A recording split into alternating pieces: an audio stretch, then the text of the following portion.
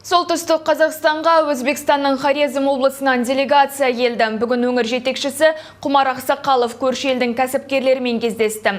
Жиында қос тарап арасындағы әріптестікті нығайту, тауар айналымын арттыру сынды мәселелер қаралды. Тақырыпты әріптесім Байболат Бектемірлі сабақтайды.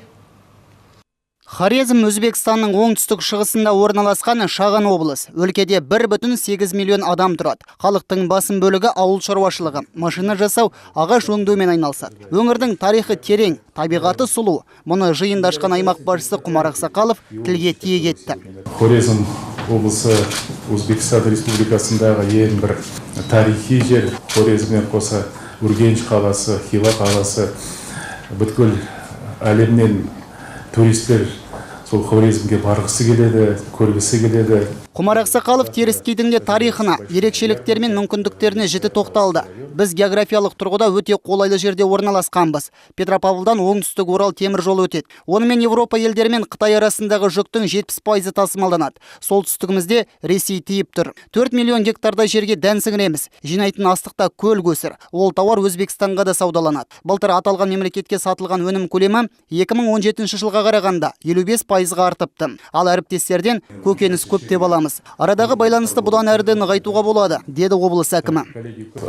Шетелдік инвесторларға салық төлеу кезінде жеңілдіктер қарастырылған. Оның үстіне мемлекеттен үлкен көлемде субсидия төленеді. Мұндай көмекті бірнеше компания өкілдері тиімді пайдаланып, өңірімізде жұмыс істеп жатыр. Сондықтан сіздерді бірлесе еңбек етуге шақырам. Жеріміз өте құнарлы. Диқандарыңыз келіп іс бастаймын десе қуана қарсы аламыз. Бізге арадағы тауар айналымын одан әрі арттыруға болады. Тағы облыста туризм саласын өркендетуге де толық негіз бар. Өзбек ағайындардың туризм саласында тәжірибесі бар. Мәселен, Хорезм аймағына 2018 жылы 120 мыңнан аса мейман барыпты. Шырайлы мекенге Қазақстаннан да адамдар ағылады. 2017 жылы біздің өлкеге Қазақстаннан 1555 турист келді. Былтыр бұл көрсеткіш 3000-ға жетті. Ал биыл сіздердің елдеріңізден келетін қонақтардың саны 3 есеге артады деп отырмыз.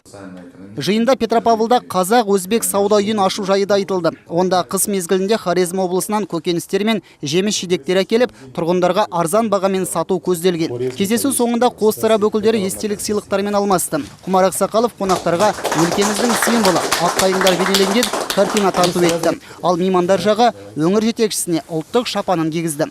Байболат Бектемірлі, Рустам Тілеужанов, муниципалдық телеарна.